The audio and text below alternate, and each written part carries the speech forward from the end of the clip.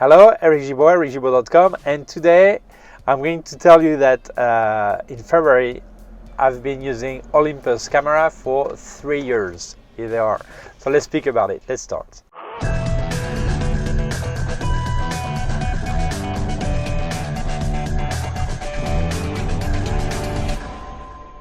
Please subscribe to my YouTube channel, youtube.com/ericgimbal, my website ericgimbal.com. If you have any question, you can put a comment or send me an email to info@ericgimbal.com. I always answer to everyone. Now I've been using Olympus for 3 years, so I'm going to tell you what material I have and my impression after 3 years. I've got two EM52 Mark II bodies. On one of them I've got a 12 to 40 millimeter, which would be the equivalent of 24 to 80 millimeters, 2.8, the equivalent on a full frame.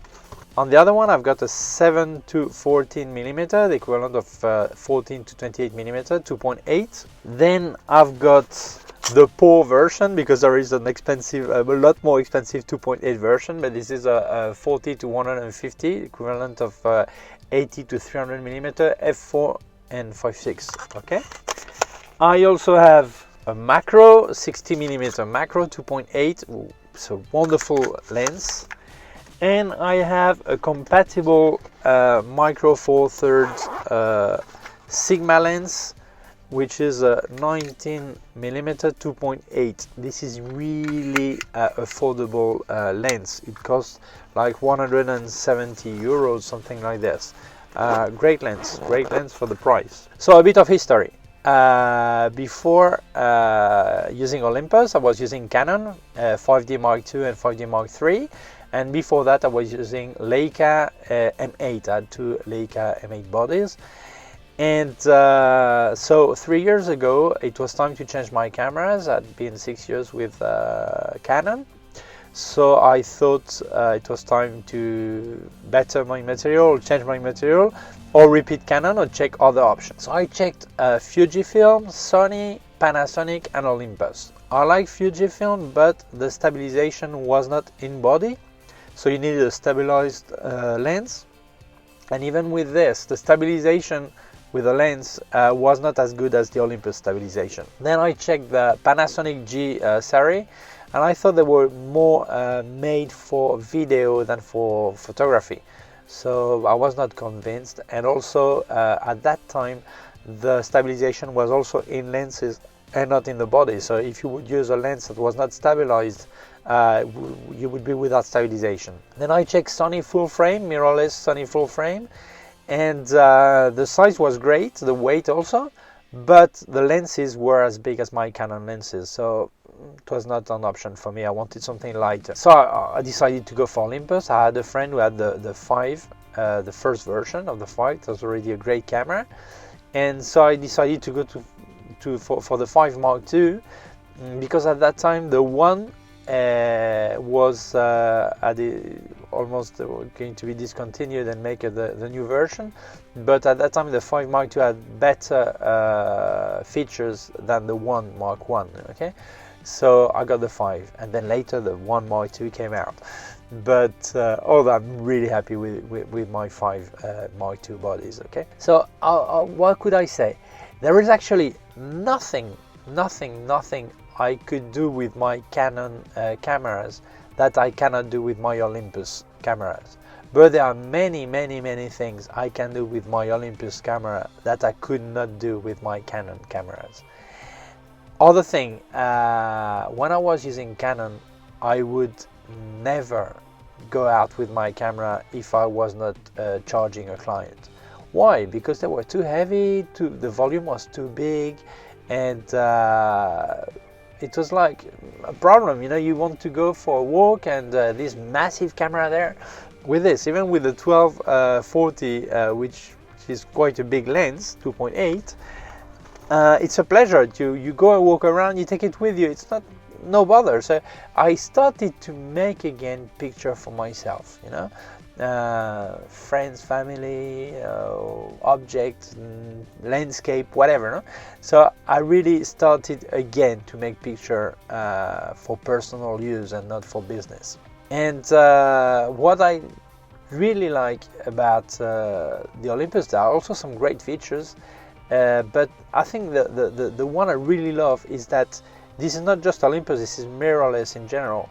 You know how your picture will be before making the picture. It's like working like large format cameras. Yeah, you see on the screen how is your picture, and then you decide, okay?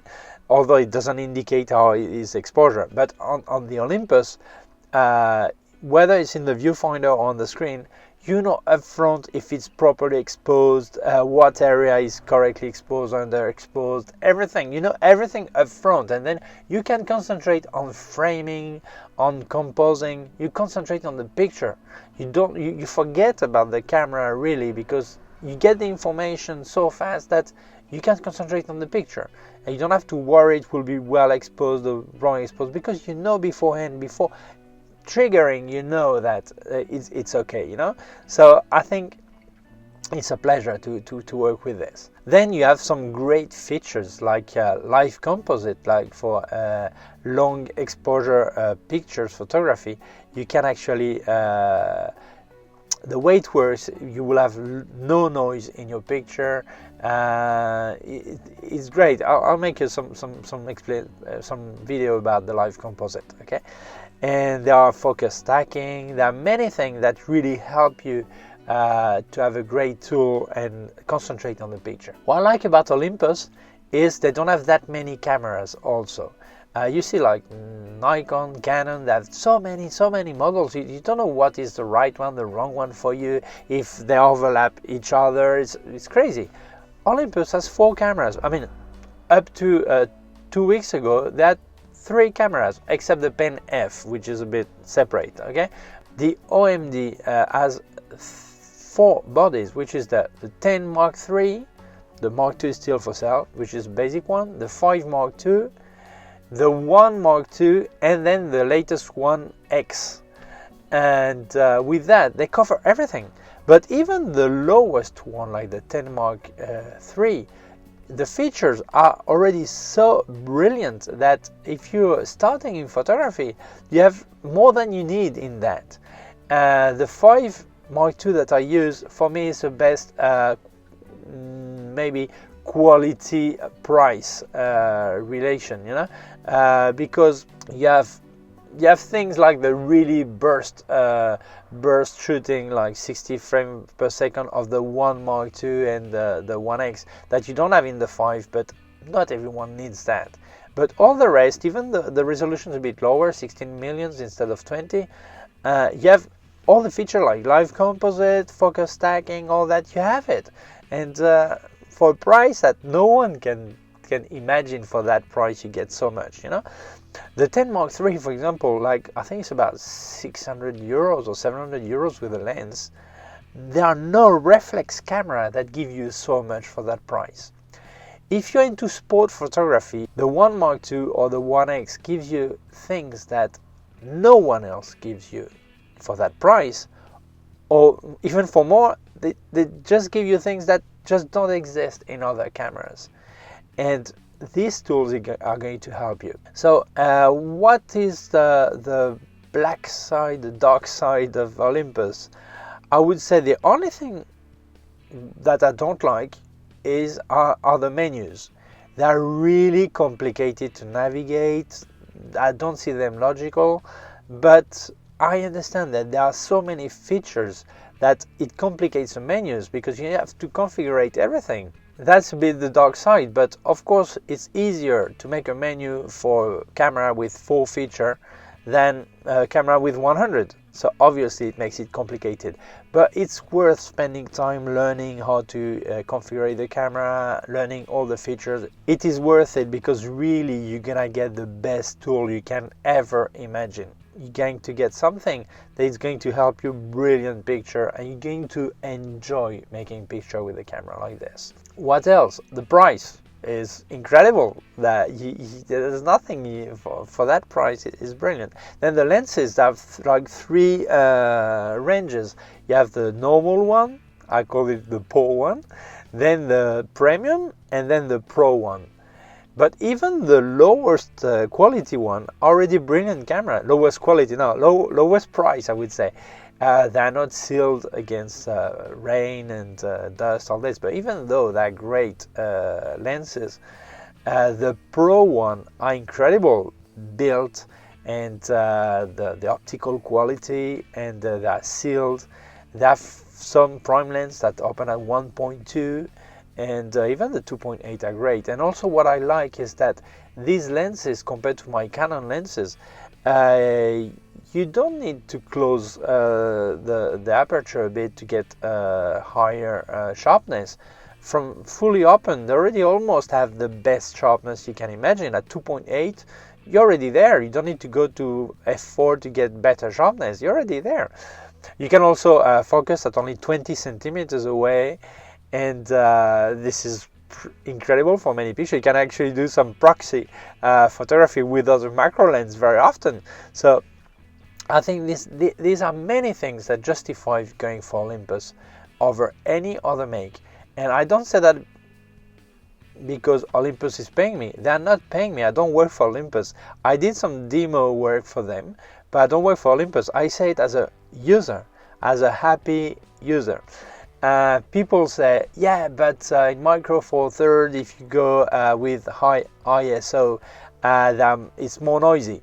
Well, yes, it's true, but you don't need to go for higher ISO. Why? Because the stabilization is incredible, and also because when you work with Micro Four Third, you must think Micro Four Third. When I work with my Hasselblad analog camera, I think for my analog Hasselblad camera 6x6, and you think different because the situation is different. If you really need higher ISO on Olympus, then you get, it's because you are doing action photography in low light. Then you go for the 1.2 or the new 1X, and then you'll get what you need. But in my situation, I never had a problem with noise and things like this, because the stabilization is incredible. I remember doing a demo with a 300mm f4, which is the equivalent of 600mm. It has stabilization in the lens and in the body. I did the demo with the 1D Mark II, and I could have sharp picture at 1/3 of a second, which is incredible. So this is something people don't imagine. Yeah? Really, you can do handheld picture in low light and get it sharp. So really, the high ISO is not something of a problem to me. Other people speak about shallow depth of field is a lot. It's important to them, so they prefer full frame. Well, when you have a 1.2 lens on Micro Four Third, it's not bad either, you know, and you can even get closer from 20 centimeters. Well, obviously, if you make a portrait, you're not going to be at 20 centimeters, no. But I mean, you do get the short depth of field you like. Maybe that, because it's something, also it's something in vogue, you know, people want really shallow depth of field, but then in a year time they will be out of this, because they would realize that when you see someone, you'd like to see where he is, not just his eye, you know. So really, I don't think this is a reason not to get this. So for me, honestly, Olympus is by far the best option on the market. Honestly, try them, but really try them. Not just make a quick test thinking full frame or thinking APS-C or thinking something else. Think Micro Four Third, and then you'll see this is the best material you can actually get. And Olympus is far ahead of many other much more expensive cameras. Okay, that was my opinion after 3 years using Olympus. Happy birthday, Olympus Eric. Okay. Thank you very much for watching the video. Please subscribe to my YouTube channel, youtube.com/ericgibaud, my website ericgibaud.com. If you have any question, leave a comment or send me an email to info@ericgibaud.com, and my social network are written in comment below. Thank you. Bye.